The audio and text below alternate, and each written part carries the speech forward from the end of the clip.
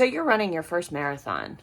Whether you just found out or you're about to toe the starting line, here are my 10 tips for first marathoners. And just a little discretion, I am not a running coach. I am not a doctor.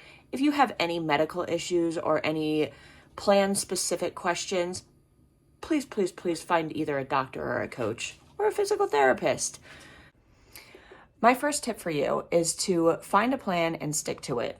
Whether it's a Hal Higdon, a Galloway, a marathon handbook, etc., a run coach, or whatever it is that you decide on based on your own financials, because run coaches can be expensive.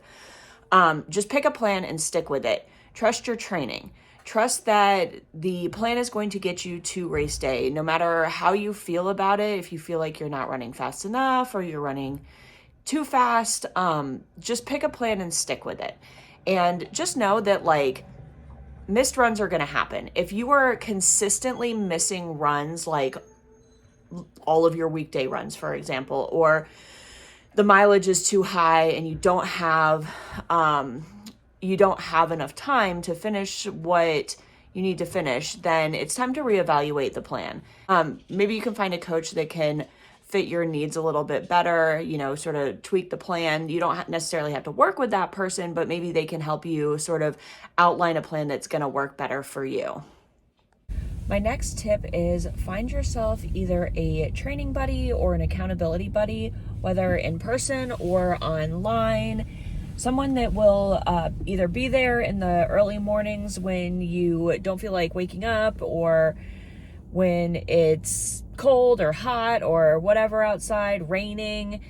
Just somebody who either will be there with you or will be somebody that you tell all about your run later on and keep you accountable for your training.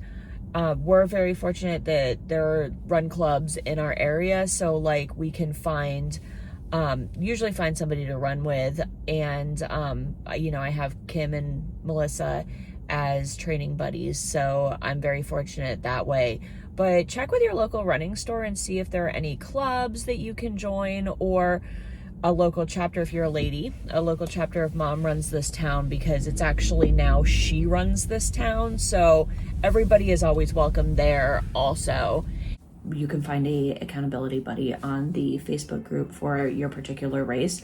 That is my next tip is, yes, I'm old school. I still use Facebook, but pretty much only for like races and running groups and whatnot.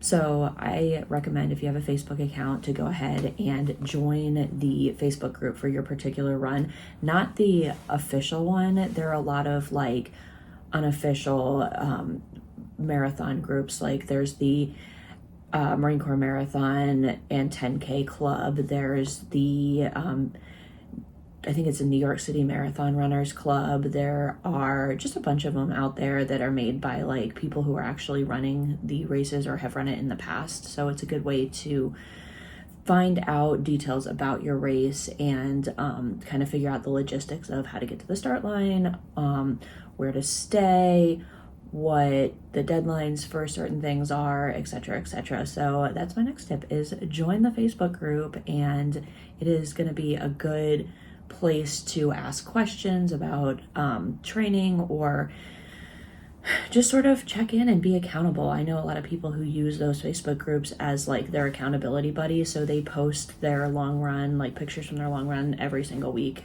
So that is a good source. Just be sure that you follow the rules, because you don't want to get kicked out of one of those groups, because they are very, very good for questions and getting answers and logistics and all of the things that have to do with running a marathon in whatever city it is. Why, hello, you are just in time for my next tip. My next tip is hydrate. Hydrate. Make sure that in the week or weeks and days leading up to either a long training run or a race that you are drinking plenty of water. I am generally sipping on water all throughout the day. I fill this up multiple times, and I usually use like some sort of an electrolyte once a once a day. So I will either drink one Gatorade, or I will drink I'll use a noon tablet in one of my waters for the day, just so I'm staying up on my electrolytes to keep that muscle cramping. And yeah, so hydrate. Just make sure that you are ready to go when you hit that starting line or you hit the trails for a training race. Tip number 5 is test your nutrition. You are going to want to be completely sure that anything that you are going to consume on race day is not going to cause any gastrointestinal issues. You're not gonna like decide you don't want it. You want to test it. That is what your long runs are for, testing your nutrition. You can take gels, you can take gummies, you can eat real food, you can do like you can take in your carbs and your fuel through liquid like Tailwind. I just test everything. For me, I like to be able to chew sometimes, so I like to use like sport beans and gummies and also gels. So that's another thing you can sort of test and see, like, you know, do you want to bring half of one thing and half of another thing? Derek really likes to eat real food, so he brings the peanut butter crackers. And yeah, so just test. That is the one thing. Tip number 6 goes along with that is dial in your nutrition. So you're going to think that, oh, I ran like 16 miles or I ran 20 miles or I did this or I did that, and you can eat whatever you want. That is not true. You cannot eat whatever you want. You need to fuel your body. A general rule of thumb is within 30 minutes of finishing your activity, you want to try to get a 3:1 carb protein ratio. So, you know, like a sandwich with like some good protein in it, some carbs. You want to maybe like make a smoothie if you can't eat afterwards. Like personally, sometimes I need to wait like an hour or two before I can actually eat something on those really long runs. So go ahead and figure out what works for you then, so it'll work for you on race day. You're also going to want to test your race day breakfast. So you're going to want to have a little bit of extra carbs for breakfast. So maybe a bagel and cream cheese, a bagel and peanut butter, a muffin. I like to take Honey Stinger, the Honey Stinger waffles. You can do basically anything, peanut butter and jelly sandwich. Just make sure it has a little bit of extra carbs, because that's what your body is going to be able to use more quickly when you run. And again, if you have any questions about nutrition, you will want to contact a sports dietitian. You can just do like a quick Google search. A lot of times it is covered by your insurance, depending on what kind of health insurance you have. If you are in the US, it's, you know, if you are not in the US, then it might be covered by any sort of like healthcare or anything that you have provided for you. The one thing you're going to want to learn really quickly is the difference between being in pain and being sore. You are going to be sore. You are just going to, all these miles you're running, you're going to be sore. Your legs are going to be sore. Your back's probably going to be sore. Your arms, for some reason, are going to be sore. And that's okay. You can be sore. But if you're injured, it's different. You have to learn the difference between being sore and being injured. Say your left calf hurts and it's like excruciating stabbing pain and you felt a pop or a rip or something. You're going to want to probably take a couple of days, make sure everything's okay. If you are no longer in pain, then sort of ease back into it. But if you are still in pain after not running for like 3 or 4 days, you probably want to go to the doctor, and you're probably going to want to go ahead and make sure that everything is okay, so you don't do any sort of lasting damage, and that you can get to the start line of your first marathon without injury and pain-free and happy and healthy.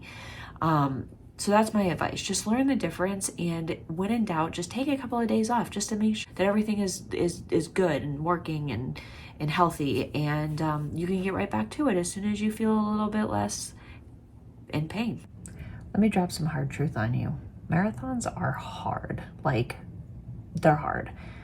I've run 13 of them. I can tell you that they are hard, and not every marathon is the same. So here is my best advice for you if you're running your first marathon. Don't have a goal. I know that sounds counterintuitive, but like, don't have a goal. Just make your goal to have a good time and to finish and to enjoy the victory lap after hours and hours and hours and miles and miles and miles of training. Just don't have a goal.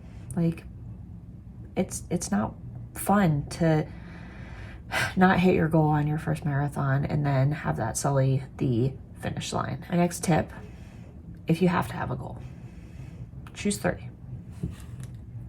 of them. First one, I don't want to flick you off. The first one is your A goal, what you think that you can run your marathon in, like the fastest you can, and that is like your A goal. That's the one you want to do. And I actually recommend this for every marathon that you ever run. So your B goal should be like something that you know is like comfortable and like you can do. And then your C goal could be seagull. It could be something like, finish with a smile on your face, or finish before a cutoff, or run it at a consistent pace, or something like that. Something to strive for, that like you're not too hard on yourself if you don't hit the first 2 goals, because you have this last goal that's like, you know what, I'm just gonna have fun. I'm gonna PR in fun and not PR in time and time, because distance you're going to PR in because it's your first marathon. So that's my advice. Just don't have either don't have a goal or have 3. Lastly, my best piece of advice, and I've saved the best for last because, is run your easy runs easy. If you are running too hard during your easy runs, you're never going to improve. Your long runs are meant to be long, slow distance so you can get the endurance and the mileage under your feet. Run them easy. Like, if you can't keep a conversation going with a friend, then you're running too fast. And that's it. You're running too fast. You need to slow it down. You need to run probably 1 to 2 minutes per mile slower than what you think your pace was going to be. Save your fast runs for your track workouts, your tempo runs. Just don't run too fast, because I've seen so many people do it, and I've seen so many people just sort of either get injured because they're running too fast and they're running too fast for too long, blow up where they're just, they can't run any farther. So they get to like mile 10 of a 13-mile training run and they're completely gassed and done. I've done it. Everybody I know has done it. And my advice to you is don't do it. Don't learn the hard way. Don't get injured.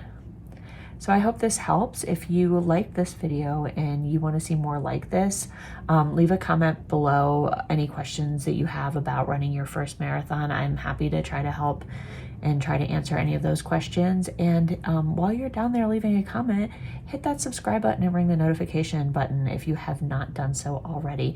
And I will see you guys in the next one. Bye.